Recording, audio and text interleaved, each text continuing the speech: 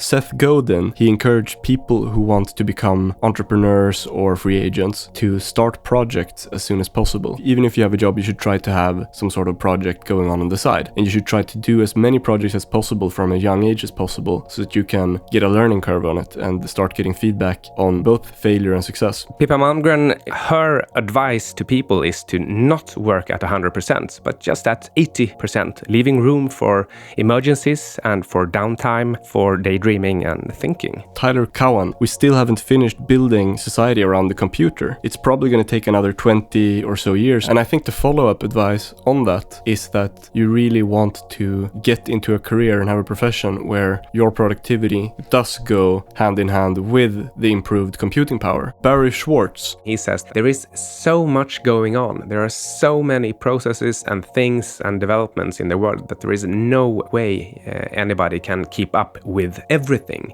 And therefore you have to take a conscious decision to prioritize and simplify and focus on something. And my interpretation of this is that it's actually more important to focus than it is what you focus on. Matthias Ribbing. The way that we think and learn fastest is when we think pictorially, meaning that we can see the thing in our minds. Let's move on to Martin Sandqvist. He said that you really have to kill your darlings. You have to be prepared to try a lot of different things. In his case, a lot of different models for investing. And then if it stops working, then you have to get rid of it. And in the same way, he also said that you can't be a person who has to be right or who wants to be right. You have to take your wins and losses with equanimity. It's not important to be right. Welcome to Future Skills, where we prepare you for a future of accelerating change. I'm Ludvig Sunstrom. And I'm Mikael Syding.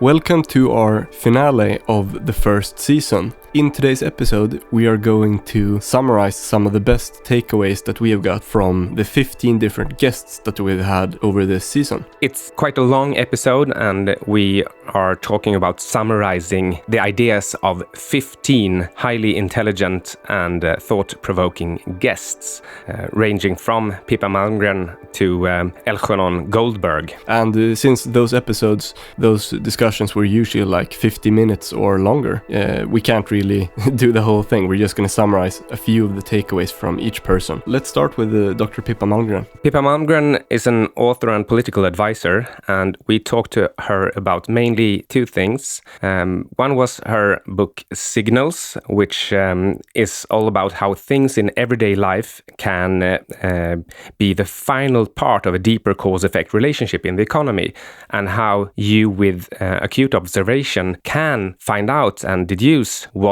those real-world occurrences are. We also talked about her book Leadership Lab and why today's leaders seem to miss the point and miss current trends that really are obvious or readily apparent for younger people. One of the most interesting things that I found in our talk was that she said that if she was in a documentary, people would think, but she's not doing anything, because she says she does her best work when she is right between sleeping and awake, lying in bed, thinking and connecting the dots. Her advice to people is to not work at 100%, but just at 80%, leaving room for emergencies and for downtime, for daydreaming and thinking. Yeah, that sounds like a good advice for people who are creatives or knowledge workers or speakers or, things like that. And one thing, or rather two examples that stood out to me when it came to the signals, to see things in the economy that are changing. One thing that she was mentioning was the price consumer index and how it's very different depending on what you're buying. So she said that, for example, makeup might go up in price 10 or 20%, and then it's very noticeable compared to if you take something else that's only,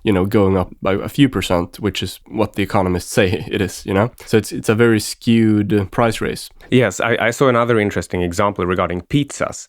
Ordinary pizzas in Sweden have gone up in price by something like 90% or so over a certain time period. It was a pretty long time period, like 20 years or 25 almost. But frozen pizzas that you buy in the store, they have fallen in price during the same time period. So does that mean that inflation is strong or negative? Yeah, it's a good point. And then another example that she gave was that even if they don't cut the price, they might have the same price, but you get less of the product. That's another case. Yeah, and that depends on what kind of people, how you think when you buy things. Do you buy a can of soda, or do you buy a certain number of gallons of soda? Yeah. All right, should we move on to Eric Townsend? Yes, and Eric Townsend is a former IT entrepreneur and hedge fund manager, and also the host of popular economy podcast Macro Voices.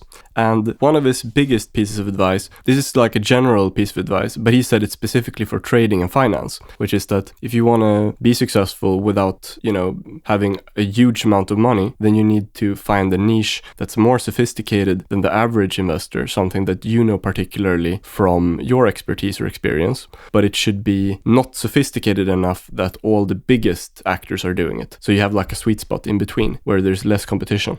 Yes, I think it's very good advice and pretty straightforward as well, that nobody in the right mind thinks about trying to join the national football team or compete in the Olympics. But that's what many people do when they talk about the stock market. They try to emulate Warren Buffett or Howard Marks, but there is no need to compete on that arena. Yeah, and you have a different set of circumstances. You don't have the same amount of resources or constraints, so you can act more freely, or you're not going to raise the price of an asset because you have so much money that you have to put in, for example. So you can't maybe copy what they're doing. I think a good analogy to what Eric is saying is that if you are running in a track, you don't think about or compete with people that you can't even see. You just try to run past the one just ahead of you. Right. Moving on, Seth Godin, who is an author and a very successful marketer and entrepreneur. We talked to him about a lot of different things. And one very good piece of advice, very basic but very good, that he gave was that he encouraged people who want to become entrepreneurs or free agents to start projects as soon as possible. Even if you have a job, you should try to have some sort of project going on the side. And you should try to do as many projects as possible from a young age as possible so that you can get a learning curve on it and start getting feedback on, both failure and success, but taking responsibility in putting together your own projects rather than only using, for example, the company's budget. Running parallel projects is, of course, a way to get more projects done, but you still have to be careful not to try to do too many things at once. And you also have to be, lest you do them too superficially and without any gain whatsoever. And you also have to be quick to discard projects that aren't taking you anywhere.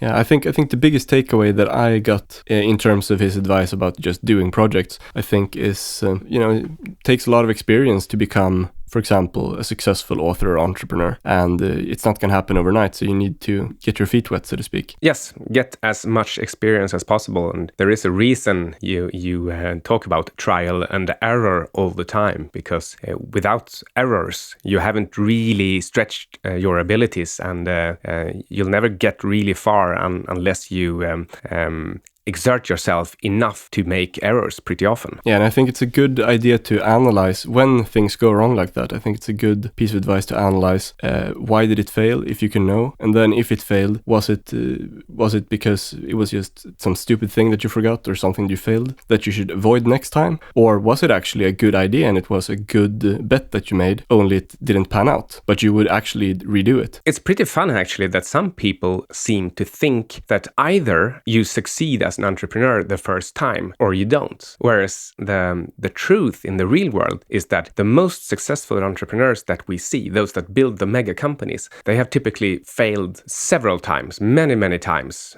Some of them we've even never heard about before finally getting the formula right. Yeah, so there's an experience curve inherent in that. Let's go on to our next guest, Tyler Cowen, who is a famous economist and author and, I guess, public intellectual. He had a number of smart things that he said. And I want to start with the first one, which is that we still haven't finished building society around the computer. It's probably going to take another 20 or so years before our culture and our companies and, society in general adapts to it. And the way that I see it now is that, technology has been speeding forward very fast, and I don't think we've quite adapted to it. People are very bad at using technology and computers and phones in general. A lot of people don't know how to be strategic about it. And also there's a lot of room for becoming more productive in terms of companies. It's very interesting if you look at one of these famous graphs from, I think it's the Founders Fund, Peter Thiel's company. And they have this really interesting graph where they measure the amount of processors that have been improving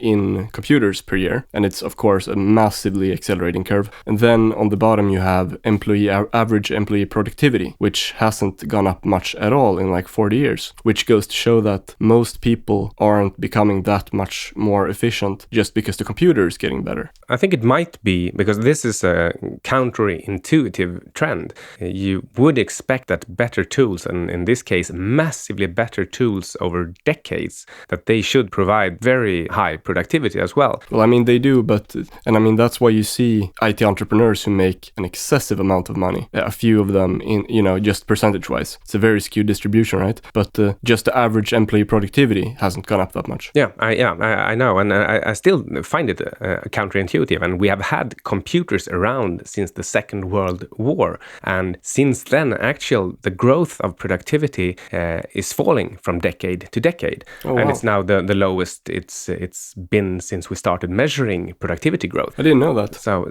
well, it used to be like 4% per year or something like that, and now we're down to below 1% productivity increase per year. What kind of metric is this? You just take output per person. So that's how you can break down GDP growth into two components: productivity and number of employed people. That's it. And that measurement of productivity is the growth number is falling for every time period. So the last 5 and 10 and 15 and 20 years have been lower than any period before them. So this is pretty interesting, I think. And I'm still waiting for the singularity to happen, which actually would mean a sharply accelerating trend in the rate of productivity growth. So what's wrong with this picture? And I think Tyler is onto something when he says the technology hasn't matured yet. And I have a separate idea here, and it's that just because technology is accelerating so quickly, we humans have a hard time adapting to it fast enough to make use of it. So we are actually overwhelmed by the immensity and variety of tools that we are getting every year. So maybe things will actually get even worse before they get better. That's a very interesting idea, actually. When I started working 25 years ago, already back then, people were talking about the conundrum of IT. Why isn't productivity rising with all the IT? But perhaps it now is finally the time. And between 1995 and 2000, when the IT bubble was inflating, the reasoning was that now it's finally happening. Now productivity is finally accelerating, but it didn't. And now 25 years later, we're still here debating the same thing, and productivity is even lower. Yeah, that's very interesting. And I think the follow-up advice on that is that you really want to get into a career and have a profession where your productivity does go hand in hand with the improved computing power, everything from marketing to entrepreneurship to investors. And I think those are 3 classes of professions that you have these extreme outliers who make a lot of money. Yes, and it's not surprising that we have a low-hanging fruit effect. That is, that you do the easy projects and the easy productivity gains first, and it becomes harder after that. But given all the new technology, it's still surprising that we aren't speeding ahead faster than we're doing. Yeah. So let's take a final piece of advice, or rather a point from our discussion with Tyler, and that is that there are 3 scarce resources, and they are land and natural resources, unique career skills, and intellectual property, from brand value of patents to, that can be used for licensing, for example. For example, licensing is one of the ways that Donald Trump has made most of his money, just by lending his popular name to franchises and buildings, even stakes on the domino games and shit like that. Licensing is also how George Lucas, the creator of Star Wars, has made probably most of his money, and he's, I think, a billionaire too. And it's also how McDonald's and Disney have made a lot of their money. So there's a lot of money in licensing and intellectual property. You want to set up where others are doing your work for you. And that can be done either in a law firm with a lot of junior associates working for you and you being the senior partner, or in such a simple company as an army of cleaners. And I would also like to add that real success is when others are working for you, whereas getting up at 6 a.m. or earlier and working 100+ hours a week isn't success. So I'm definitely on Tyler's side here in terms of licensing. Let's move on to Barry Schwartz, who is a psychology professor and I guess also a pretty famous public intellectual, famous for his Paradox of Choice book and the TED Talk, I mean. And one of his ideas that we talked about is that you should simplify things. We just talked about the acceleration of technology and how it might overwhelm us. And I think Barry is on to something similar when he says that there is so much going on. There are so many processes and things and developments in the world that there is no way anybody can keep up with everything. And therefore, you have to take a conscious decision to prioritize and simplify and focus on something. And my interpretation of this is that it's actually more important to focus than it is what you focus on. What do you think? That's a difficult question. I'm not quite sure. But I mean, I think you can make a case for both of it. I'm not sure, actually. No, well, if you take it to the extreme, well, if you decide to just focus on toilets, then maybe that's not a good thing compared to focusing on solving world hunger or the longevity question. But then again, there is a famous inventor, and I think Bill Gates is involved as well, in focusing on providing very good toilets for the African rural areas. So depending in what way you choose to focus. And I think that if you really do focus on something, then it almost doesn't matter what it is, and you will come up with something. Yeah, I think if you just want to simplify, a big lesson from Barry there, I think, is that when things are moving faster than you can keep up, the easiest way to kind of gain some sort of solid foundation is to just say no to a lot of things and, like you were saying, focus. And it's like you probably can't and shouldn't try to be involved on every social network. It's probably better to use one of them that you're good at or like, rather than trying to keep up with your friends on 10 different ones. And use it consciously. Use it for concrete projects or ideas, things that you actually want to accomplish, rather than just scrolling through the feed, because that's definitely just a waste of time. Yeah, I mean, it's simple things like that, I think, in everyday life. And I think it's a principle of, eliminating that's really useful when you get overwhelmed by so much stimuli. In another episode, we talked to Annie Duke, who used to be a professional poker player, and after that, an author and a poker teacher. Right now, I don't remember if she was still working in teaching poker. Anyway, one of her big ideas had to do with probabilistic thinking, and rather than a binary process of right and wrong and black and white, 1 and 0.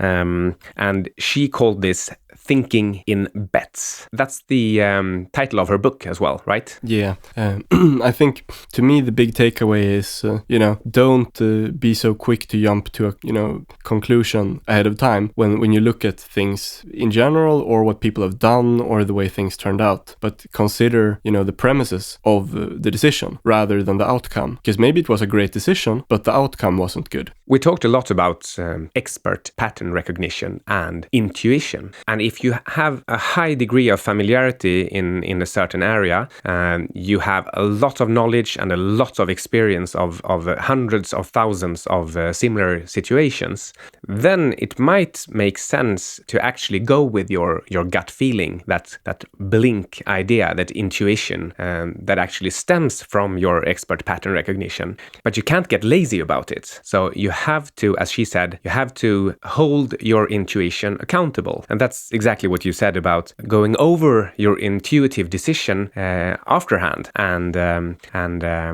try to discern exactly what factors made you come up with that decision and whether it actually was a good decision or not. And it's all too easy when you get older and more lazy to just rely on your expert pattern recognition without updating it. Yeah, it's definitely more of a problem for people over 35 than it is for people under it, because it's most people under 30, 35 probably don't have expert pattern recognition for that many things, if any. But once you get it, I can definitely understand how you get lazy about it. I'm definitely one of the guilty ones.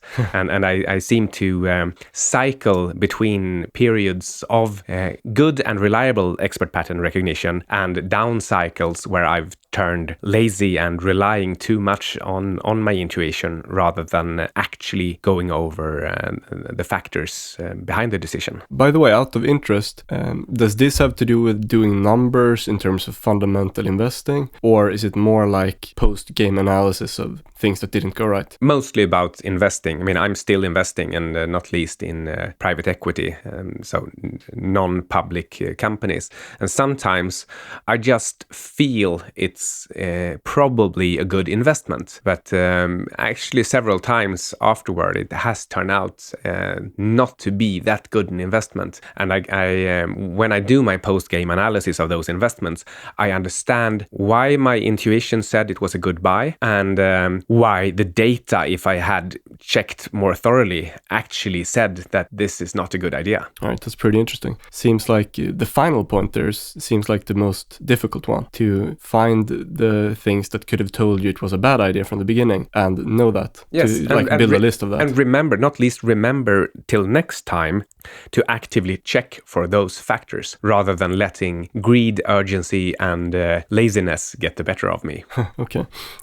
Okay, let's take our next guest, Casey Goss, who is the founder of Viral Launch, which is a big, fast-growing Amazon sales company. They work with Amazon sellers and provide different programs and stats for that to help them sell more things. And he had a good piece of advice in terms of entrepreneurship, especially in a fast-growing IT company like a software as a service company, where he said that sometimes, or a lot of the times, good enough is all you need. Like in terms of the 80-20 principle, for example, you don't need to do more than 80% completion or 80% customer satisfaction or whatever. You don't need to optimize the last 10 or 20%, which is going to take much longer. But good enough is good enough, and then you can just use it to go forward. And then as it gets better, or rather as you get customers or whatever, you can improve on it as the time goes, working with the customers rather than doing it beforehand, taking up much more time. He kind of personified the saying, perfect is the enemy of good. And he has actually lived through this adage in growing his company from 1 or 2 employees to, what was it now, 40, 80? Yeah, 40, 45 or something like that. In just a couple of years. Yeah. And then our next guest, Sebastian Marshall, founder of Ultraworking. And that his piece of advice goes back a little bit to what I was talking about before, about average employee productivity not having gone up that much despite better technology, because people have poor work habits, or they're not strategic with how they work, with their knowledge. We're talking about knowledge workers, or they don't measure their productivity, which is like Sebastian's thing. And his advice that you should try to get metrics for the work that you do. And if you can't get specific metrics on whatever you're producing or what you're doing, you should just measure the input, the amount of time that you put in, basically putting in the work and making sure that you're consistent. Sebastian may seem a little crazy to some people because he is so systematic, so organized, and he's organized in a lot of areas at the same time. And he has to be, because he's doing a lot of things, and he wants to do them as productively as possible. But what I think a normal person can take away from the episode is to just try to optimize at least one area, or maybe not optimize, but start the feedback loop. Just whatever you measure, it will get improved, because you will keep those numbers top of mind, and you will just start adding one more all the time.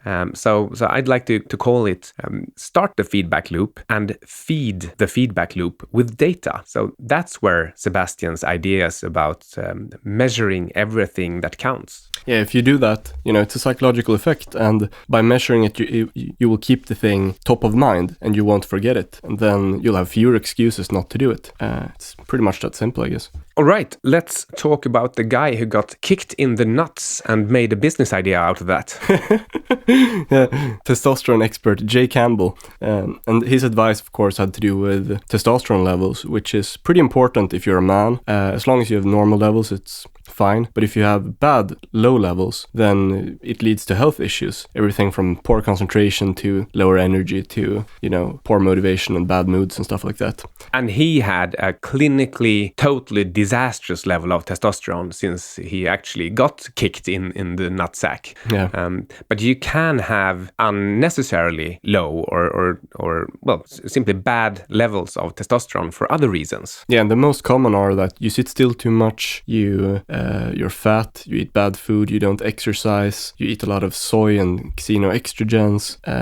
Probably you don't have any psychological commitment to any meaningful goals or projects, feel lazy in homeostasis, and you're not feeling self-sufficient in life, kind of like a farmer or an entrepreneur or something. All these things are quite important to a man, and it corresponds to your testosterone levels. So it's not just about what you eat, but it's also about psychological attitude and what you're doing. I have never measured my own testosterone levels, and if anything, there's one thing I worry about in my own life, and that's that I don't claim my place on the sidewalk. I constantly bring this up, but I just can't bring myself to walk straight into people. And it seems that my way of taking eye contact or showing with my body language where I'm going, it doesn't work. So either I bump into people, and that's not bad for me, but they might report me to the police because somehow I'm the bad guy for walking into them, not them into me, just because I'm bigger.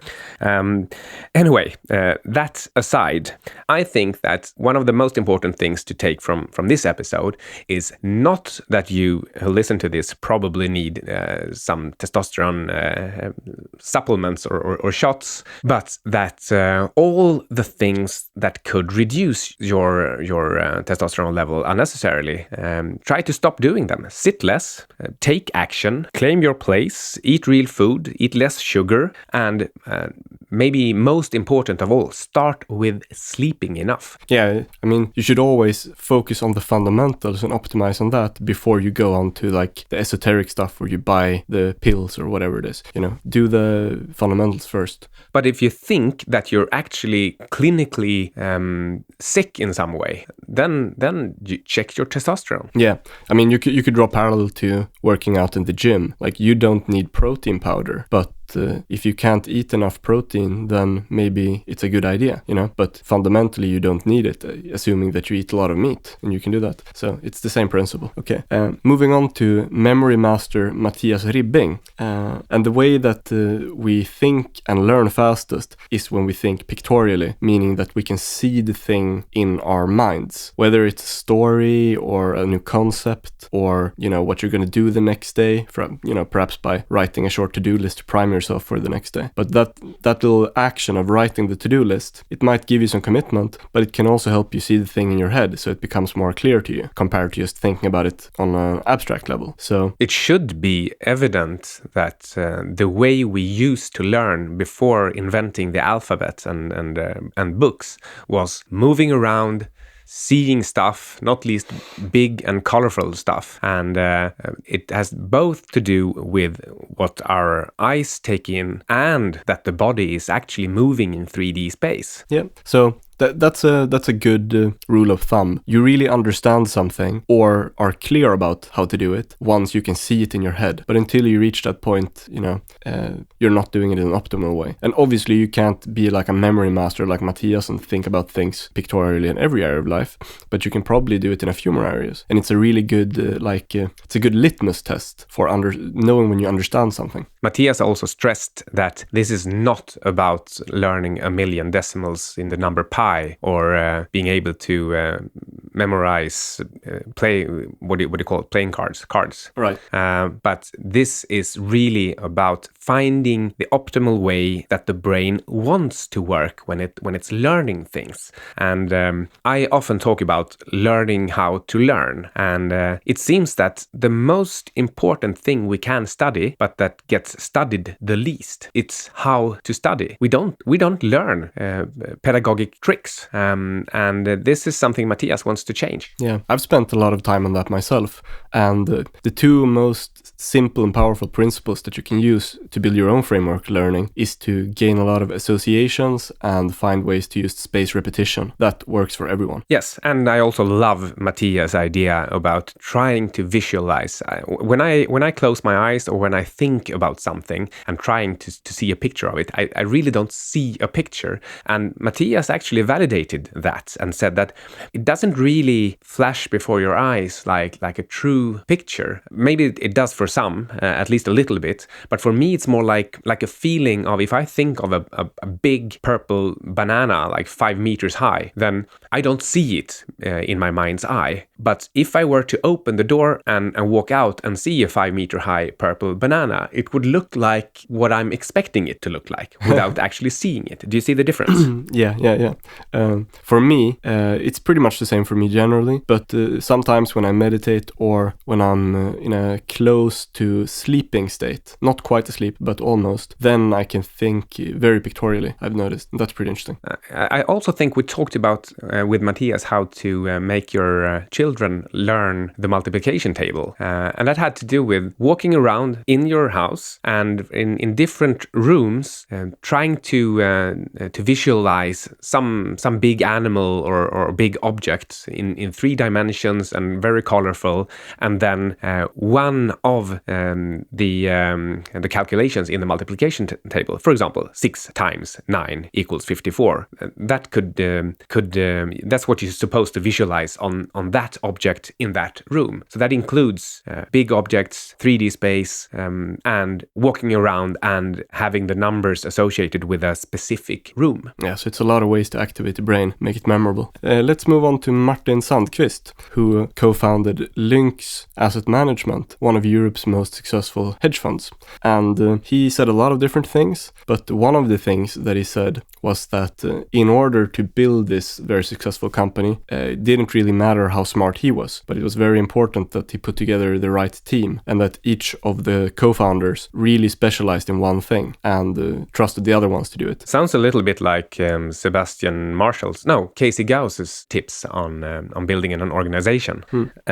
Martin, well, he had a lot of interesting things to say, and so we distilled that into 27 lessons, which you can get from us that we wrote. Yeah, you can get it by subscribing to our newsletter at futureskillspodcast.com, and it's also 27 lessons and like 15 book recommendations from Martin. Yeah, he's a very avid reader, and it's apparent that he likes to learn, and what his primary driving force is to truly understand his environment. He wants to understand the world. He wants to understand the financial markets, and he in general wants to understand what everything is about.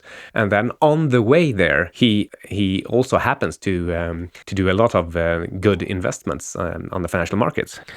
I think one of the most interesting observations from him is that he said that you really have to kill your darlings. You have to be prepared to try a lot of different things, in his case, a lot of different models for investing, and then as quickly discard them when they stop working. It could be your favorite model over the last 5 years, but if it stops working, then you have to get rid of it. And in the same way, he also said something that I think comes as a surprise for newbies on the stock market, and that's that you can't be a person who has to be right or who wants to be right. You have to take your wins and losses with equanimity. It's not important to be right. It's more important to learn. And to size correctly and to stop your losses rather than hoping that they turn into profits. So you should really love being wrong, which means that you identify when you've been wrong quicker and stops the process. Let's move on to our next guest, Walter Kiesel, who has written the very popular business book Lords of Strategy about the management consulting industry and the economy's, I guess, the evolution of management theory over the last 100 years. And he's also the former managing editor of Fortune magazine and Harvard Business Publishing, which, does Harvard Business Review. And one insight from him about business strategy is that strategy consultants, they can come up with smart models and do different things, or they might not even be differentiated from each other, but a lot of the times the real core value that they provide to their clients is just an outside point of view and being able to take a hit for something, not rather than someone in the company having to take responsibility for it. Yes, because otherwise I think it's a little bit of an enigma why an outsider can provide so much value to an insider. If you've built the company or if you have been the CEO for a decade, how come a young consultant from the outside can provide any value whatsoever? But as you said, it could be to take the hit for a decision that it could upset the organization if their long-term CEO had to take that negative decision. So sometimes they actually do have some sort of superior strategy model for how you should structure your business or whatever it might be, or invest in some new area. Sometimes they might do that, like Bain Consulting did, but a lot of the time strategy firms they don't know anything more about your business than you do, probably much less, but they can come in with new eyes because they don't have any commitment, and they can, like you're saying, not take the fall. I mean, they can take the fall for it without having to be penalized for it. We also discussed the Jungian shadow of strategy consulting. And what that means is, Jungian shadow is really just another description of the other side of the coin. So business consultants, they used to be very numeric and they were engineers and they had a very systematic and numeric way of looking at companies and businesses. Yeah, especially the early guys like Frederick Winslow Taylor. But now you may need a softer touch. You have to understand trends and developments that maybe are difficult to capture in statistics and numbers. And I can myself imagine that sometimes a CEO or a founder is either very numeric or very focused on soft skills. And if a consultant comes in with the opposite skill set, then he can definitely add some value and new and fresh observations on what could be done about the company's problems. Yeah, and one final point from Walter was that in going through some of the different paradigms and companies and different kind of popular management consulting concepts, I guess you'd call it, like what they were selling. The ones that were most successful were usually easy to sell, and they provided something that could easily be done, whereas the most difficult ones, like the capabilities approach, for example, that had to do with changing human behavior, and so it was too hard to shift people's homeostasis. So that's why that was less successful, was too hard. I think some of the ideas can be summarized in not everything that can be measured counts, and not everything that counts can be measured. Okay, let's move on to our next guest, serial entrepreneur Ola Alvarsson. And Ola said he said a lot of different things, but one thing that he mentioned was the different entrepreneurial types that he's discovered throughout his career. And it could be an interesting thing to kind of do a little diagnosis of yourself, or also just know these, almost like personality types, just to get a quick sense of what sort of entrepreneurs you are. And he mentioned 4 different entrepreneurial types. And the first being the virtuoso, which was basically someone like Jamie Oliver or Gordon Ramsay or whatever, someone who's really good at a specific thing, like in this case cooking, but maybe they're not that good at other things, and they're not a numbers person or anything. They're just really good at their special hobby, and then they find a way to make a business of it. So as a co-worker or an investor, you would want to to understand which type of an entrepreneur this is, so you know how to complement him the best. Yeah, exactly. And then the other type, second type, was the all or nothing entrepreneur, which is really the stereotypical crazy, bold, daredevil entrepreneur who's just doing something, doubling down or failing. And there's a survivorship bias to all or nothing entrepreneurs, because you only see the really big companies with the all or nothing entrepreneur that succeeded, but there are hundreds that failed for everyone that succeeded. So as an investor, or an employee, you really need to be careful about this being your only way out, because the likelihood that they will fail is very high. Yeah, and even if you do believe in them and so forth, they might have been successful before, but maybe not next time. And two very good examples of these all or nothing entrepreneurs are Jeff Bezos and Jack Ma, actually. And then there's what Ola called the better safe than sorry entrepreneur, and that is probably the best entrepreneur because it's just like a rational, competent person who is trying to make money with a solid business model, not doing anything unrealistic. It's like, Michael Bloomberg, for example, someone like that. It could be a long-term slow grower. You won't see a rocket to the moon here. Yeah, there's no fancy story about it. But it could be a decent grower over decades and decades. Yeah. And then finally, the serial entrepreneur, the person who just likes to start new projects and businesses, but probably shouldn't be running them. But good person, fast executor, good at putting together a team, has a big network, so forth. And the important here is to understand that you need to have a succession strategy. You need to know when to replace this entrepreneur with a manager and somebody who can maintain the company and take it to the next level, because this guy is addicted to actually just starting new exciting stuff. Yeah, I think the stereotype is the person with ADHD, basically. In the episode, Ola also talked about various levels of maturity for humans in general, but not least managerial types. And they were compared to being a child or a teenager, an adult or a senior.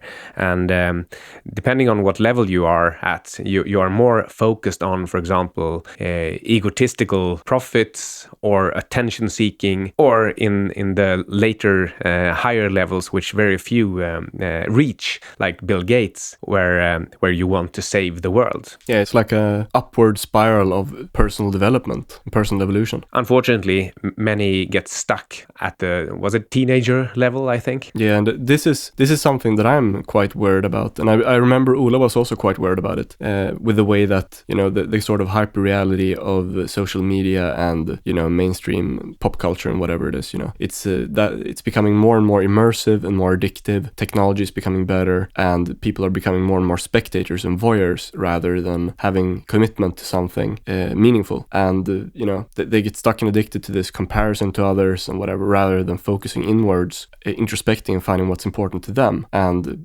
developing more metacognitive abilities, because all of these easily available stimuli. And once you do have a lot of quote unquote skin in the game in terms of maybe a social persona or something, like you want to have the coolest vacation on Instagram or something, it's harder to give that up than if you didn't start in the first place. And a lot of young people are just, I think, getting stuck into that in a way that you didn't see before. I think it's going to be a huge health problem, or psychological health problem. Yes. Right. Moving on to Elkonon Goldberg, who is a professional clinician and neuroscientist with more than 30 years experience. And he actually came up with the new idea, well, it's not new anymore, but the idea that the right hemisphere is made for dealing with novelty, new, unfamiliar things, and the left brain hemisphere has to do with routines and habits and familiar things. Yeah, and he'd observed this in his career as a clinician over a long period of time.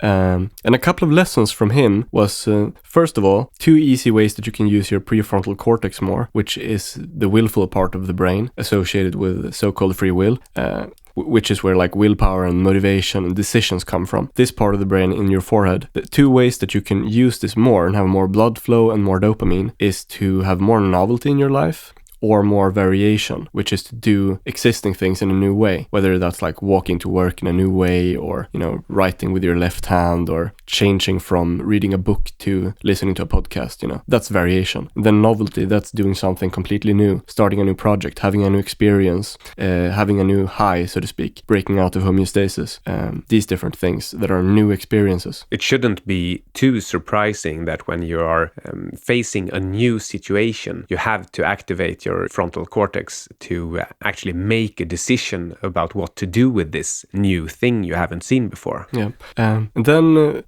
on the topic of prefrontal cortex, one thing that he said, which was one of the big ideas in his new book, was that he believes that now with technology accelerating and all these new things coming into the world at a faster rate than before, so you have, so to speak, more novelty, you have a higher baseline of just general novelty in the world compared to before. Things didn't change as much, and he thinks that this will provide a higher baseline level of prefrontal cortex activation. I disagree with him here, or partly. I think it's probably true for older people, but I think in the sense that older people before didn't necessarily have to keep growing and evolving their brain past age 30 or 40 because things didn't change that much, and you maybe lived in a village and things didn't change that much after that period. But now with the internet and all these things, and you like feel like you have to keep up with it. So probably for older people, but I think it's just worse for younger people because their prefrontal cortex, kind of like a muscle, hasn't built up to the point where it needs to be maintained. They have a natural boost without needing all the extra stimuli. The boost is internal in the body from a higher baseline level of different neurotransmitters and hormones up until you are around 30. I think it's more important to build that muscle to begin with before you are young, rather than being distracted by all these different things where you don't use it at all. It's like the instant gratification compared to working on goals, basically. I agree with you there. I think that there really isn't that much novelty. There is a lot of new technology, but it's used for the same thing. It's only used for tricking people to become dopamine addicts. I mean, if you invent 100 new gadgets, but all the gadgets do is connect you to some kind of a social network, then it's not really a novelty. Right. Two, or at least one more very interesting lesson from Elkanon was that if you take something like temperament and people's mood, that's going to be different in every person. And then if you look at it from a scale, you can have people who are like, you know, bipolar, and that's probably more of a drawback than a benefit. But because your body breaks out of homeostasis without you having to do anything, it breaks your rhythm in a way that forces you to become, you have to adapt more than you can rest a lot of the time. But if you have it on a mild degree, which is called cyclothymia, that is probably actually a benefit because your body is breaking out of homeostasis without you having to do so much, and your mood is changing, and you're having these new ideas, from depressions to mild mania. But it's not so strong that you have to rest extra much to recover from it. So it can probably be a benefit, especially when you grow older. I think that's a really interesting thing because that's like an evolutionary advantage. Definitely, and I can verify that in a close friend of mine that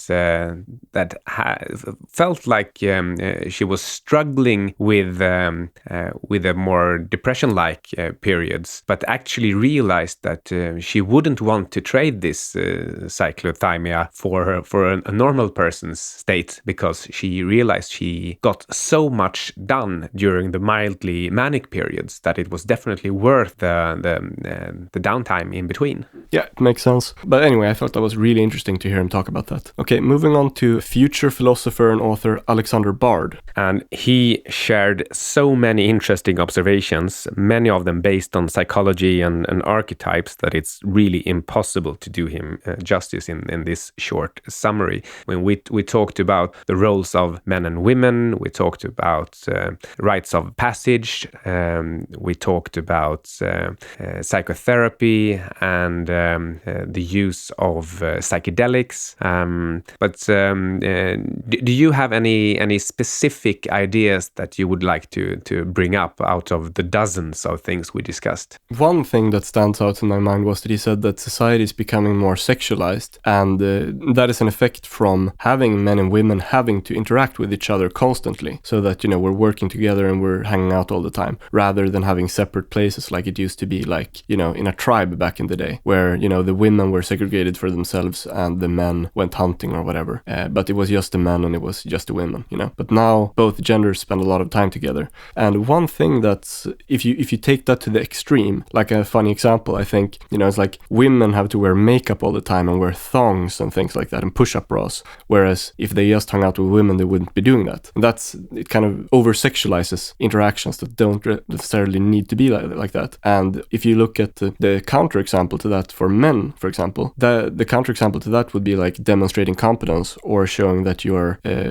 like not necessarily an alpha male, but that you are a good mate, demonstrating your skill and competence. And men like feel like they have to overcompensate so much and just show that they're really good all the time, whether it's like on social media or at their work or whatever. Whereas before, they maybe didn't have to demonstrate their competence so excessively. They could just do it specifically in their work while they were hunting, for example. Yes, and I can definitely say that I'm getting tired of always having to think about standing one step higher on the stairs than all the surrounding men to make sure that I'm higher up. and also it's getting tired climbing the stairs 3 steps at a time, which you really need to do to make others feel inferior. And show your physical superiority. So it shows that I'm completely effortlessly climb them three steps at a time.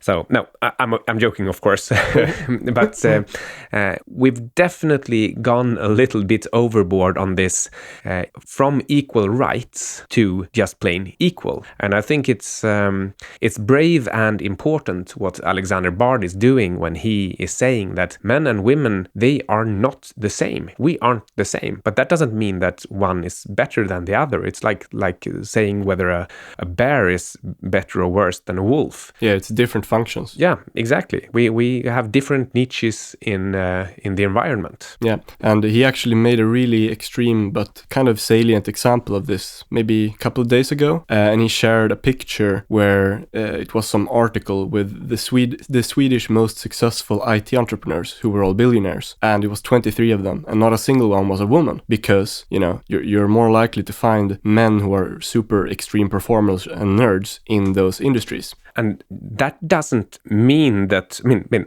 of course it means that they are better at creating IT companies in the current environment and making money out of it.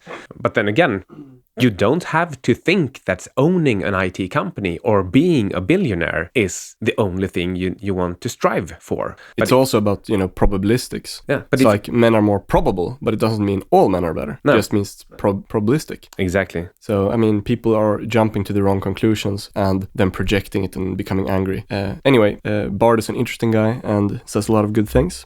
He also had an interesting observation about what to focus on if you want to have a long, prosperous career. What was that? Or maybe 2 careers. Well, he said it himself that he thought about being a pop star, which he actually used to be, but he realized that you will peak between 20 and 40 years of age. But if you can be a philosopher, you can be that until you turn 100 or die. And unless you choose a career where people tend to be successful or productive up in high age, unless you do that, you really need to plan for having a second career. Yeah, and I think that's a great segue to our final guest here, which is Martin Ford, the futurist and author of the very popular book Rise of Robots. And one thing that he said was kind of on the same note as Bard said there, that you want to have a prosperous second career that has to do with the brain. And I remember Martin told us that, you know, yeah, a lot of jobs will be replaced by computers and robots and so forth in the coming 20 years. But, you know, if you have a unique skill set or whatever, or you enjoy learning or you enjoy doing creative stuff, then that doesn't necessarily have to be a problem. And so he gave the example of him, you know, he's like, it doesn't really bother me because I'm already in a good place where I'm a futurist and I sit and read books and write things all day. His line of work is about staying informed and staying ahead. So he automatically rides on the tide of futurism. Whereas if you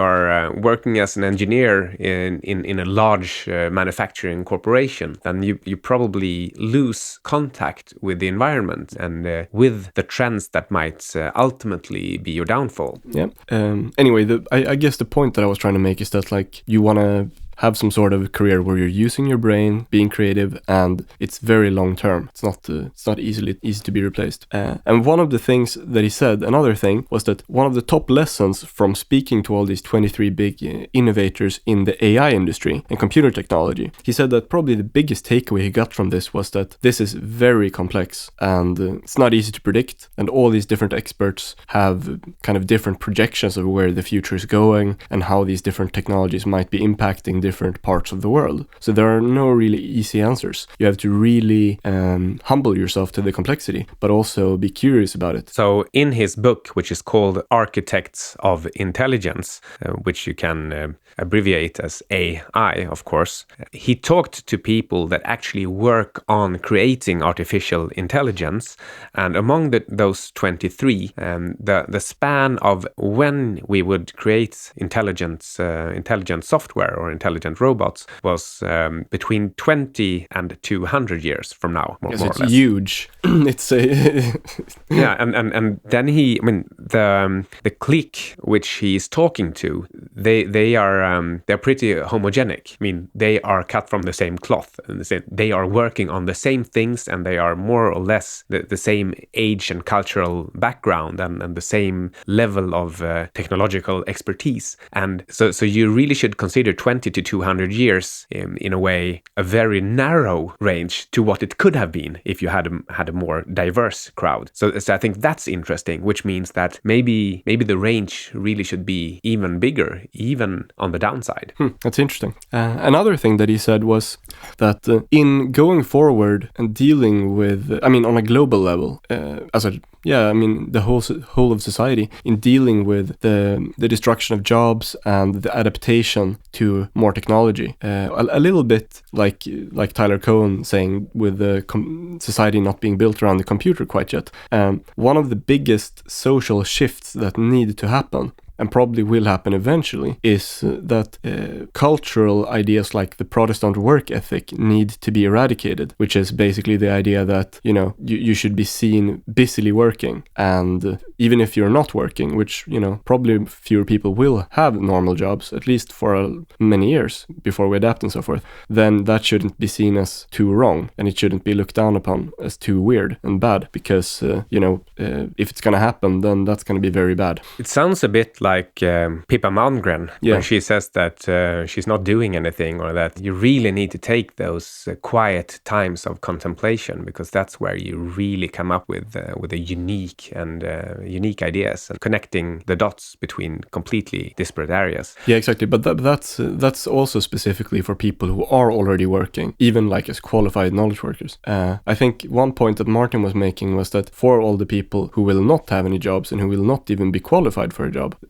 it must be okay for them to just walk around. Yeah, basically. It has to be like socially acceptable, more socially acceptable, or it's gonna lead to a lot of bad things. Everything from like higher depression, drugs, to maybe unrest. By the way, I think one reason why we haven't really adapted to computers yet is that the computers are stationary. I mean, even laptops are stationary. And it was only 10 years ago, in 2007, that the iPhone was launched. And that gave people at least some kind of real computing abilities and search abilities that was truly mobile. But the only thing it's really used for still is, well, sure, you and I use it for Evernote and for our commonplaces, but we're not really doing sophisticated work on it. And I think what's needed before we truly make use of computing is that we need to merge with it. We need to at least have it as contact lenses and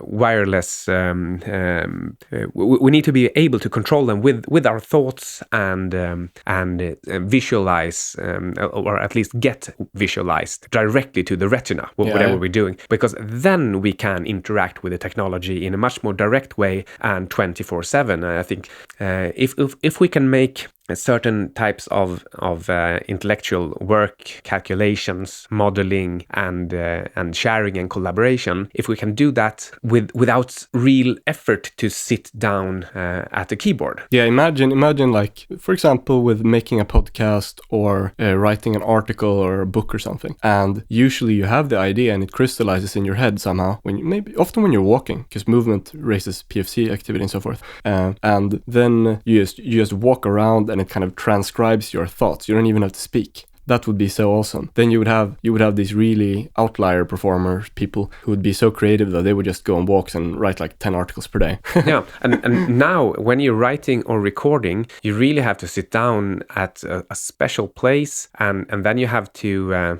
clean up the sound, and you have to actually make sure that the sound has a certain type of quality from the start, and you also have to edit texts so it becomes perfect from your fingertips. You can't let an AI fix it, which is something you would need to do. So you can only do the creative spark, and then the AI does all the tedious cleaning up and structuring. That would be really cool. But speaking about one thing that you mentioned, you said it was just 10. Was it really just 10 years ago that the iPhone came into 2007? 10 years doesn't sound like a lot when you say it, but of course it is a lot. Especially when you're young, it's extra much because it's a bigger proportion of your life, right? Imagine that if you ask a 15 or 16-year-old who actually attends secondary school now, they probably can't even imagine that there was a time before a touch screen enabled device with that's wirelessly connected to the internet. Yeah, and seeing all of these like niche cultures and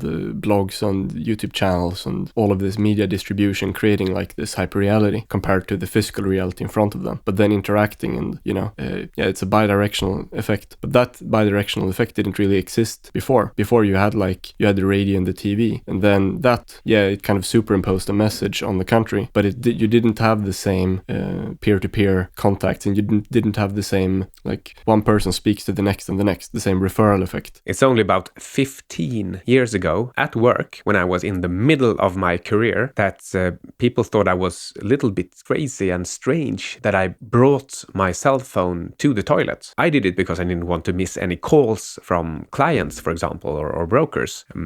But people thought that, well, you don't really need to be that connected, do you? But ask anybody now if they leave their phone outside the toilet. Yeah, that's an interesting cultural shift.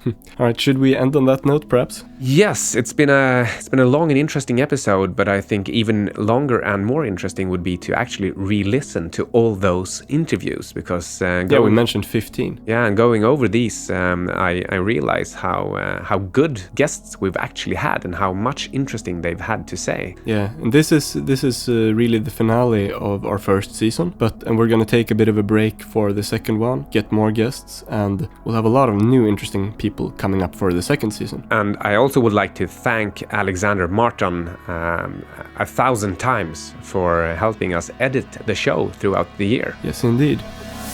All right, that was it for Future Skills for today. And this first season. And I'm Karl-Mikael Syding. And I'm Ludvig Sunstrom. And do sign up for our newsletter and get the ebook that we talked about with the 27 lessons from billionaire Martin Sandqvist. Great, thank you and goodbye.